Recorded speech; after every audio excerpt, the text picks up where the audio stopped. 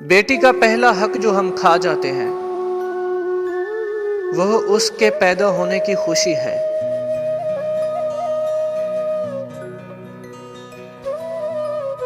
औरत मर्द की मोहब्बत को हमेशा हवस और अपनी हवस को हमेशा मोहब्बत समझती है।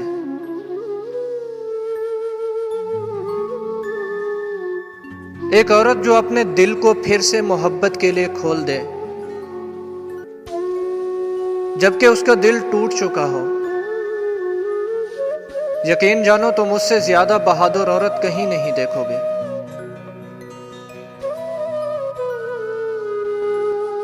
औरत एक मर्द की मोहब्बत में सबका भरोसा तोड़ देती है और जब मर्द का दिल भर जाता है तो वो औरत के मुंह पर ऐसा तमाचा मारता है कि फिर वो किसी पर एतबार नहीं करती। बेटी पैदा करना कोई नहीं चाहता, लेकिन बिस्तर पर सारे मर्द औरत चाहते हैं। मोहब्बत में मुब्तला एक शख्स के मुताबिक दुनिया की कुल आबादी सिर्फ एक शख्स है। अगर कोई लड़की किसी से मोहब्बत करे तो जरूरी नहीं कि वो बदकिरदार हो।